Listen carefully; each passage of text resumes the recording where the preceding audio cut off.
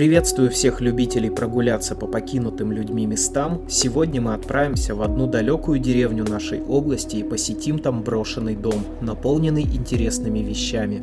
Деревня все еще является жилой лишь благодаря дороге, которую построили незадолго до развала Советского Союза. Проходит она через лес, ведет только в эту деревню, и если бы ее не успели построить, наверняка вся деревня бы уже была заброшенной. Когда мы заехали туда, это сразу же вызвало интерес у местных жителей, так как к ним редко кто-то случайно заезжает. С их слов мы узнали, что раньше тут был колхоз, была работа и что в деревне было намного больше домов. Но несколько лет назад в одном из домов произошел пожар, и часть деревни сгорела, и сейчас в этой части уже никто не живет. Олеся отправилась с местными бабушками на экскурсию в жилую часть, а я отправился в часть деревни после пожара.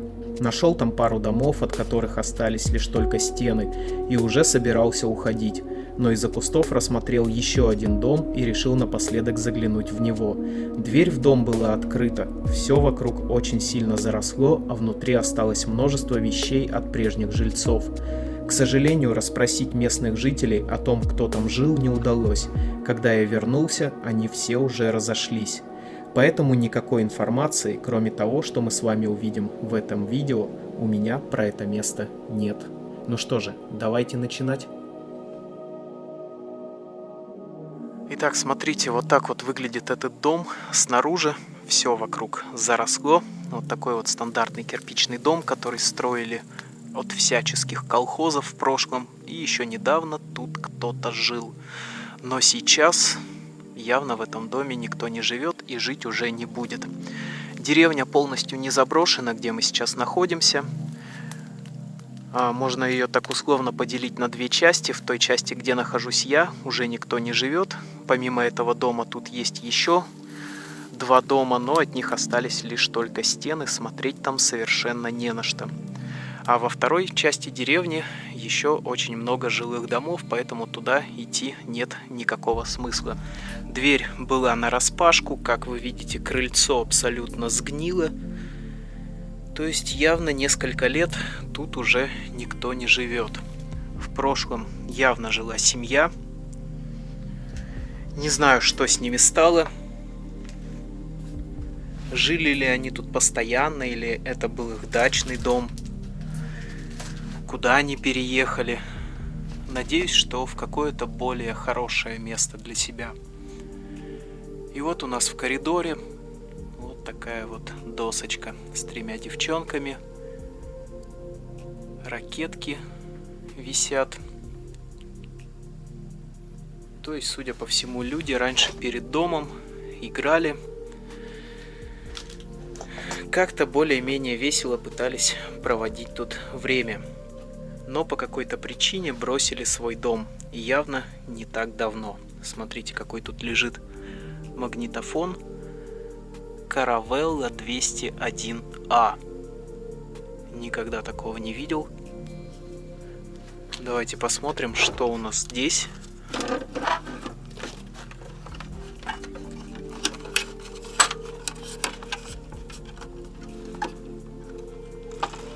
Вот эта система.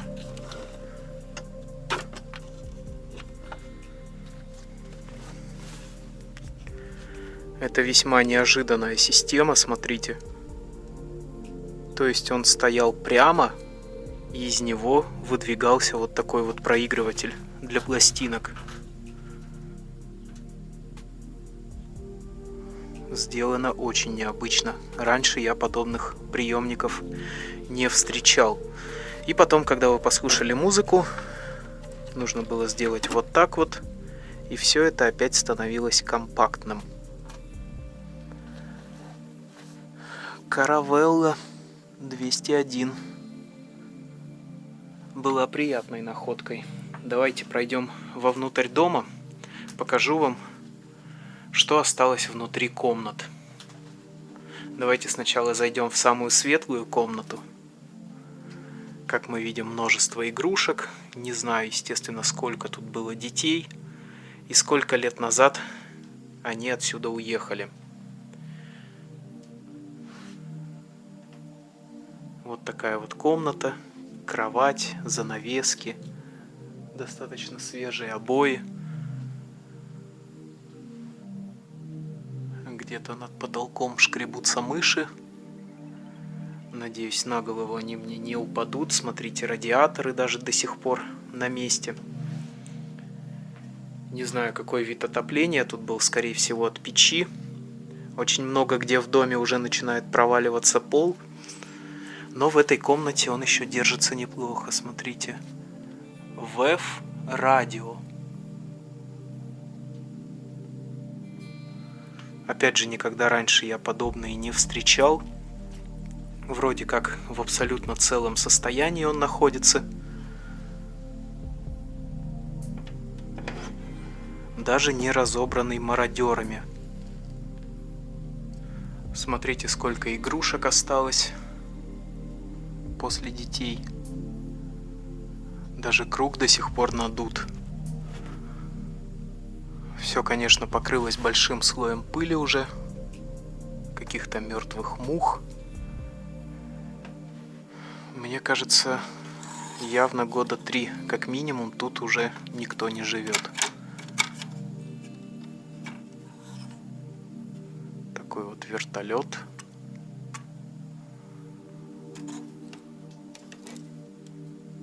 Какие-то части, уже даже непонятно от чего. Разломанные игрушки. Возможно, тут был и мальчик, и девочка. Сервант. И смотрите, до сих пор даже посуда уцелела. Вторая дверь, к сожалению, не открывается, но на самом деле...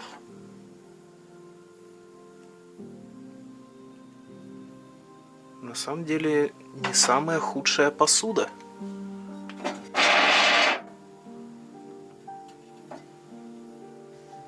Какая-то фигурка с отломанной головой и рукой. Не знаю, задумывалась ли так изначально или же нет. Вот такая вот интересная бутылка с каким-то рисунком Древней Греции.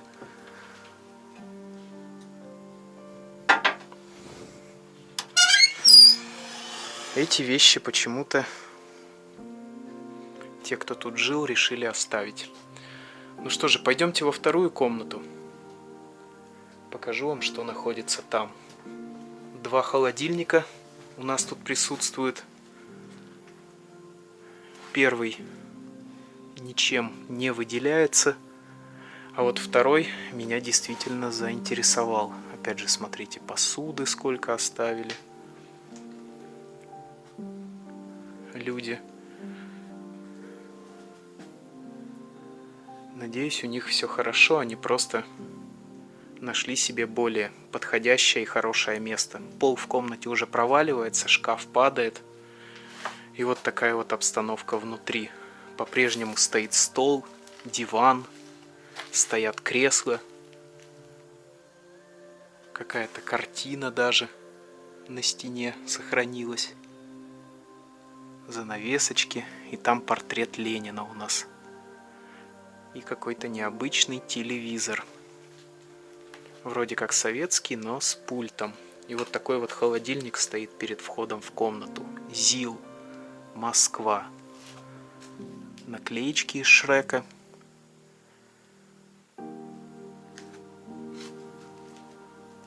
Сверху часы, Ролтон.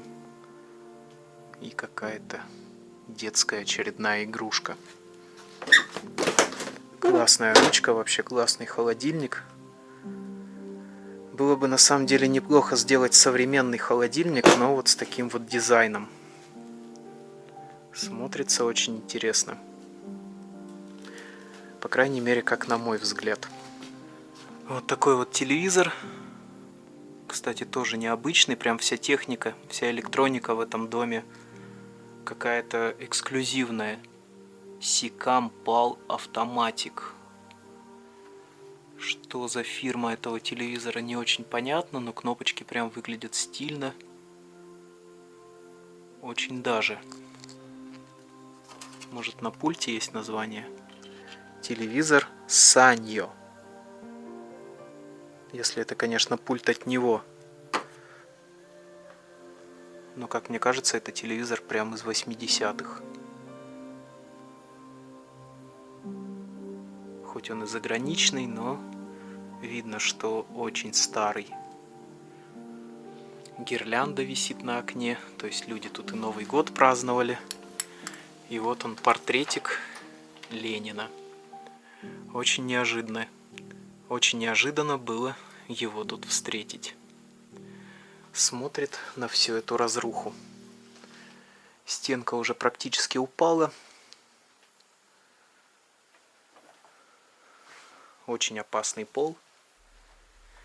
Из стенки вывалилось много вещей, какая-то посуда. Все, что жильцы оставили. По каким-то причинам, опять же, игрушки. Какие-то фигурки из дерева. Давайте посмотрим.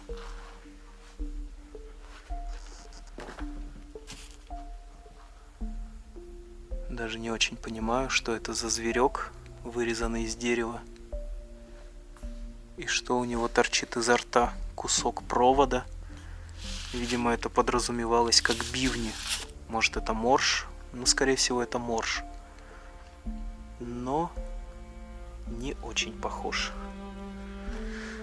Возможно, самодельная фигурка, которую делали сами хозяева этого дома. Набор баночек. Смотрите. Такая вот необычная полочка. Еще какая-то фигурка. Кстати, не знаю даже, как это называется, но смотрится интересно. Какое-то восточное украшение. А во дворе у нас вот такая вот разруха. Может, раньше это был двор или гараж. Сложно сказать. Ничего интересного я тут не вижу. Туда не войти, потому что уже балка просела, дом начал разваливаться и дверь не открывается. Еще один закуточек. Кладовка. Вот такой вот брошенный домик на краю деревни. Очень нестандартно все выглядит, на самом деле, для дачного дома. Похоже, что люди тут жили круглый год, даже, возможно, где-то тут работали, а потом, видимо, перебрались в какое-то другое место. И было это совсем недавно, судя по этим шампуням. Я думаю, 3 года назад. А в этой комнате у нас была, судя по всему, спальня родителей. Все уже, конечно, сильно запылилось. Зеркало. Кровать. И вот такой вот ретро-компьютер. Я помню, к этим мониторам еще ставили кактусы, потому что все говорили друг другу, что они излучают радиацию, а кактусы ее поглощают. Очень старый комп. Какой-нибудь, не знаю, Pentium 1, 2. Вот такой вот вид из окна. Все вокруг заросло.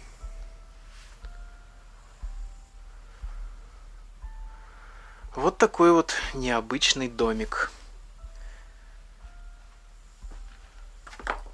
где подозрительно много люди оставили вещей. Данилевский. Энциклопедия семейной жизни. Том 2.